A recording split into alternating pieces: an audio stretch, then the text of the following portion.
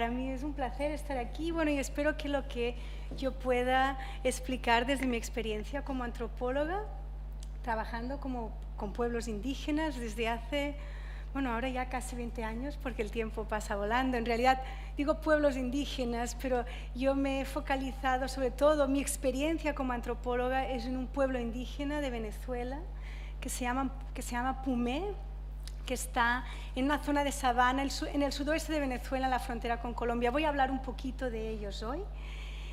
Y como decía Amparo, tenemos actualmente en la Universidad de Barcelona, el Departamento de Antropología. Desde el año 2005 tenemos un grupo de investigación que se llama Grupo de Estudios sobre Culturas Indígenas y Afroamericanas, y actualmente estamos iniciando un proyecto sobre pueblos indígenas, medios de comunicación y dinámicas del conflicto en América Latina. El proyecto está comenzando, es decir, no puedo avanzar mucho más que decir, que anunciar nuestro inicio de proyecto. Tuvimos una primera reunión en junio, donde asistió también Amparo, somos antropólogos, pero nos interesa también otras perspectivas, en particular la perspectiva desde la comunicación, ¿no?, para este trabajo que estamos realizando.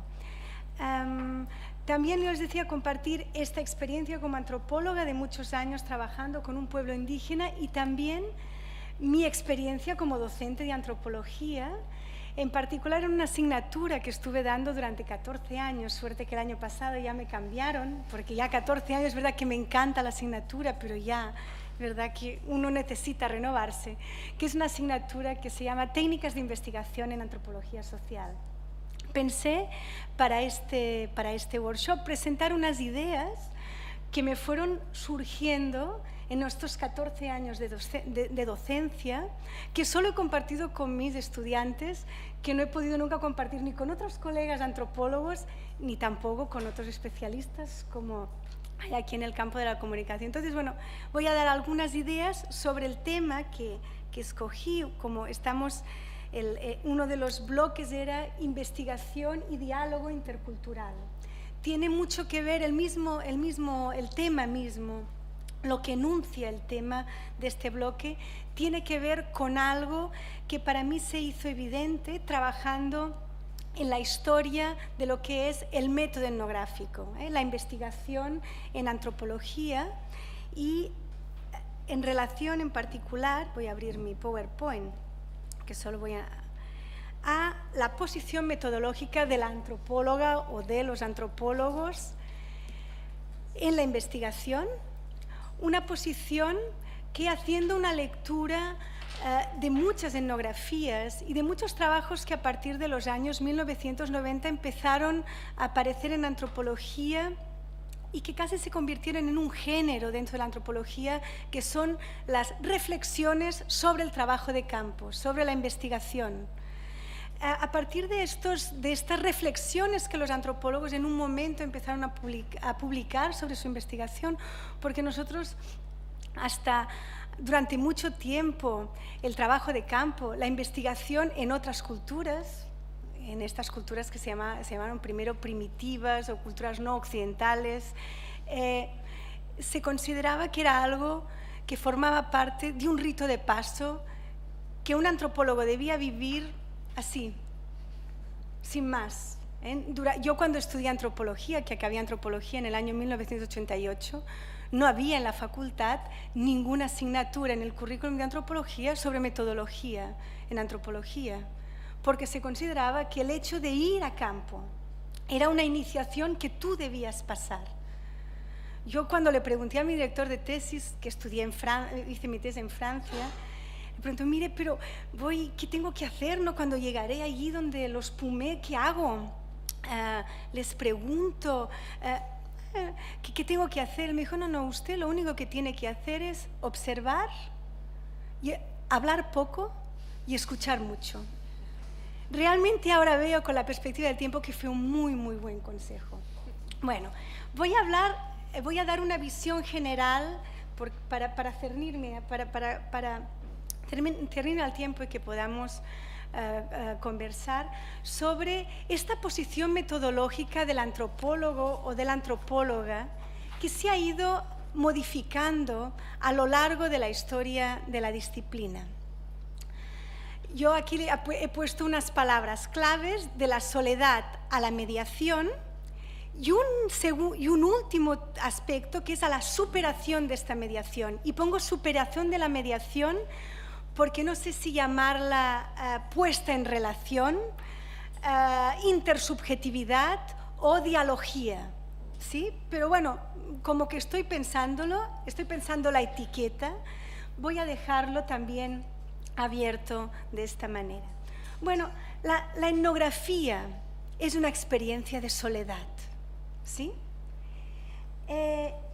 Esta idea de la soledad como posición metodológica del antropólogo, de esta persona que tenía que alejarse de su propia cultura para poder captar objetivamente aspectos esenciales de otras culturas, fue una idea muy central en el planteamiento del método etnográfico cuando se inicia el trabajo de campo moderno en antropología, que es a principios del siglo XX, es decir, cuando el inicio del trabajo moderno en antropología, le llamamos los antropólogos, cuando es el mismo investigador el que tiene que ir a campo para recopilar los datos.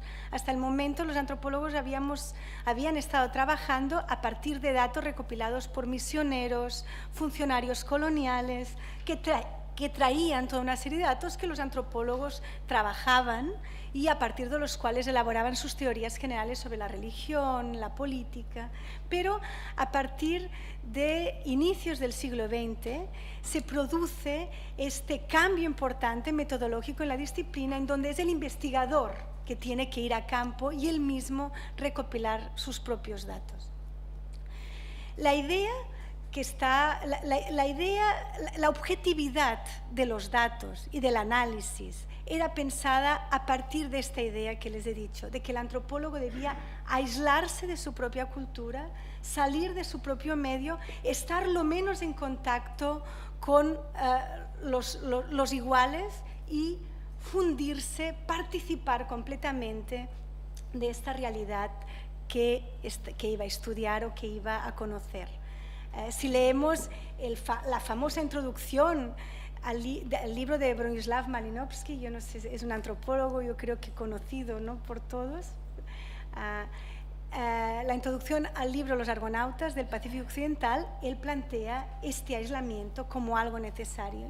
Y él dice, y es que uno lo necesita, porque cuesta tanto llegar a comprender al otro, llegar a comprender y también a tomar gusto por convivir con la diversidad, que es necesario que el antropólogo se desligue de todos los que son próximos, porque el mismo tedio, el mismo aburrimiento le va a llevar a acercarse a este otro del que siempre se alejaría, porque uno busca siempre, dice Malinowski, la compañía de los que son similares. Esta idea se fue elaborando dentro de la antropología, y si leemos otro texto muy central también en la historia de la antropología, y un texto fabuloso, el texto de Claude Lévi-Strauss, Los tristes trópicos, él plantea este aspecto también. Pero él ya lo plantea como algo, ya no solo en otros términos también que lo plantea Malinowski, es una soledad necesaria que transforma la interioridad del etnógrafo. El etnógrafo perderá para siempre su inocencia, ya no podrá ver el mundo de otra manera. Tiene que colocarse en una situación de exilio de su propia cultura, que le sitúe a sentir que no pertenece a ningún lugar, no pertenece al lugar al que quiere trabajar, y siente un rechazo, plantea Malinowski, por esa cultura de la que viene. Es un proceso, es una transformación interna, ¿no?, lo que se plantea. Y tenemos muchos textos hasta bien entrados los años 50, 1950, en donde esta idea es es la idea que predomina. Esta idea se va transformando con la aparición de una nueva etnología, una nueva visión de la etnología, cuando los antropólogos, como ya lo hacía Lévi-Strauss, pero luego muchos antropólogos norteamericanos, puedo citar a Margaret Mead, antropólogos franceses, Pierre Clastres, empiezan a posicionarse frente a estos indígenas con los que están trabajando con la conciencia crítica de que esta sociedad occidental a la que el antropólogo pertenece ha tenido una influencia tan nefasta sobre estas culturas que estas culturas están condenadas a desaparecer o están en curso de desaparición. A partir de este momento, los antropólogos intentan colocarse en una posición de salvamento. No, vamos a salvar lo que se pueda de estas culturas, a recopilar al máximo estos rituales, estas manifestaciones que están desapareciendo. Y incluso algunas veces, y es por eso que en un primer momento la antropología, el uso de la cámara y de la fotografía se introdujo en estos primeros años de la antropología, incluso estas costumbres, estos rituales, estas manifestaciones ya desaparecidas, los antropólogos piden a los indígenas que las pongan en escena para poder hacer un registro último, de un salvamento. Dentro de este proceso, esta figura o esta idea de esta soledad existencial y metodológica, pero que es existencial, necesaria para ser etnógrafo, se va transformando y aparece la idea de la mediación. El antropólogo se convierte en un puente que comunica su cultura con esta cultura indígena. Su lugar es el de permitir la comunicación, la mediación entre una cultura y otra. Quien ha formulado de forma excelente esta idea de la mediación es este antropólogo norteamericano, Clifford Geertz, el teórico de la antropología interpretativa, que tiene un texto en el que se llama Los usos de la diversidad, en donde él ya plantea, dentro de esta perspectiva, que el mundo, tal como estaba en los años 70 y los años 80 hasta hoy, no puede existir sin antropólogos. Necesita de estos especialistas en la comunicación entre los unos y los otros. Es decir, el mundo, si no quiere perderse en un soliloquio a lo Beckett, necesita antropólogos. No puede, estos puentes entre una cultura y otra. Pero, ¿qué hay para ir avanzando? Pero lo que la antropología a partir de los años 90 y sobre todo a los inicios del siglo XXI empieza a sentir a nivel metodológico es que este concepto de mediación se queda un poco corto. Es mediación, pero ¿qué es mediación? ¿Es la relación entre una cultura, la cultura del etnógrafo y otra? Pues es demasiado simple desde el punto de vista de la experiencia de un etnógrafo responder a esta pregunta en estos términos. Y entonces empieza a plantearse en las distintas etnografías reflexiones sobre el trabajo de campo o a fijarse en la idea de que en realidad los antropólogos, cuando vamos a campo, cuando nos instalamos en una comunidad indígena y estamos por meses conviviendo en esta realidad indígena, lo que hacemos y en lo que estamos inmersos es en una red compleja de relaciones sociales. El antropólogo no solo relaciona su mundo con el mundo indígena, sino que el antropólogo es consciente de que se relaciona él con su cultura también, con toda una complejidad de relaciones. Es por eso que yo les decía, quizás esta superación de la mediación, la primera expresión como más descriptiva sería la puesta en relación, ¿sí? Hay toda una serie de antropólogos que dan cuenta de esto, de cómo su presencia en el contexto etnográfico llega incluso a transformar las relaciones que se dan en ese contexto. Y también cómo el antropólogo necesita reposicionar su perspectiva cuando sus interlocutores indígenas le dan un lugar relacional en ese contexto indígena.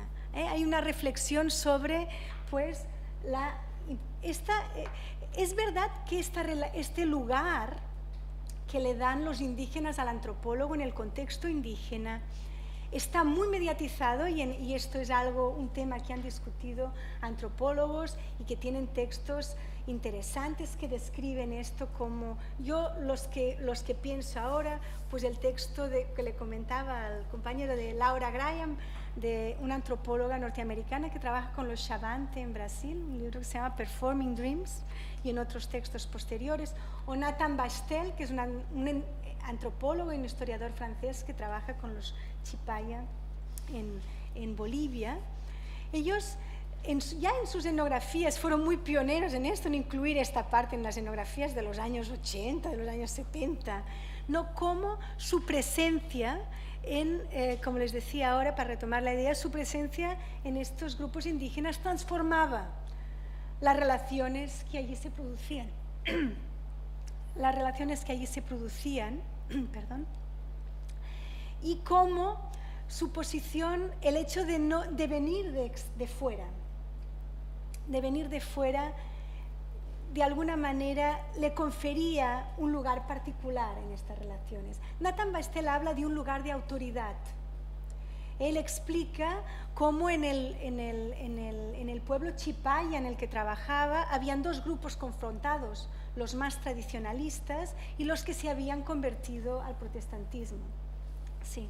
Entonces, él plantea que su presencia allá sirvió para que unos se relacionaran con los otros, pero sobre todo para crear un relato consensuado de la historia, en el que unos y otros se reconocían. Es decir, Nathan Bastel nos viene a sugerir que el antropólogo puede tener una posición de autoridad. A Laura Graham le pasó algo similar, yo creo que a lo que a mí me pasó con los Pumé, en donde su trabajo como antropóloga, como el mío como antropóloga, se vio muy facilitado por ese lugar que los indígenas me querían dar y a ella también le querían dar en su contexto. Lo que a los Pumé les interesaba, cuando yo les conté, no, es que yo vengo aquí, bueno, usted es enfermera, usted hace proyectos para el gobierno. No, yo soy antropóloga, pero y bueno, ¿y qué viene a hacer usted aquí? No, yo vengo aquí porque quiero aprender cómo ustedes hablan, cómo ustedes viven, la lengua. Para esto para ellos fue como algo interesante, porque me colocaron en una situación, y yo les decía similar a la que plantea Laura Graham, de ser la que explique esta cultura indígena a los que viven fuera de América. Es decir, usted aprende cómo nosotros vivimos y lo explica ya a la gente en su tierra. Los Pumé hacen esto, los Pumé hacen otro, dicen esto, cantan así, tienen este ritual. Me colocaron en este lugar, es decir, ellos cuando hablaban de mí, que yo al principio no me gustaba mucho, porque a uno no le gusta mucho que te estén reconociendo todo el tiempo la alteridad, ¿no? Me llaman nuestra blanca. Nuestra blanca, esto, nuestra blanca, lo otro. Su idea era pues que yo aprendiera cómo viven ellos para poder explicar pues fuera del país y también lejos cómo eran los Pumé. Lo que hacía que cada vez que volvía me preguntaban los mayores, bueno, ¿y ya explicó? ¿Y qué le dijeron allá? ¿Qué le preguntaron? Hasta el punto que alguna vez le pregunté a la gente, mire, déjenme que les grabe lo que me preguntan de los Pumé, porque los Pumé están muy interesados en saber, cuando yo les explico cómo ellos viven, cómo ellos piensan, qué es lo que ellos hacen, esta gente que usted les... ¿Cómo lo ven esto que nosotros? ¿Les gusta? ¿No les gusta? ¿Lo entienden? ¿No lo entienden? Bueno, esto sitúa al antropólogo en una posición particular que me lleva para poder ya finalizar y dar paso a plantear que cuando hoy uno trabaja con poblaciones indígenas, una de las cuestiones que no tiene, entre otras muchas, que metodológicamente tiene que tener en mente, una de las preguntas que no debe nunca que dejar de lado es ¿qué es lo que estas personas con las que estoy trabajando esperan del trabajo que estoy realizando? ¿Por qué se prestan a conversar conmigo, a permitir grabaciones?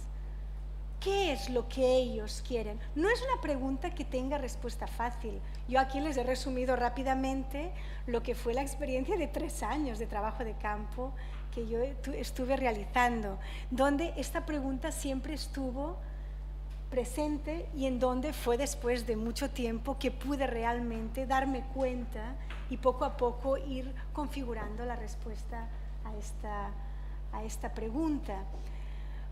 Se me confirmó más y acabo solo cuando yo me iba, cuando ya después de 3 años, no es que me iba para siempre, pero ya no iba a vivir allá todo el tiempo. Yo me iba casa por casa despidiendo y todo el mundo, una de las frases que todos me repetían, pero bueno, se va. ¿Y con quién vamos a hablar ahora? Y yo pensé, claro, esta frase hubiese quedado como anecdótica si me lo hubiesen dicho en una casa, pero claro, casa tras casa me iban diciendo lo mismo. ¿Con quién vamos a hablar ahora? Bueno, esta frase fue la que me hizo pues pensar, me dio pistas para hacerles la propuesta que les he hecho y espero que les haya sido interesante. Muchas gracias. Bueno, no puse ni el mapa.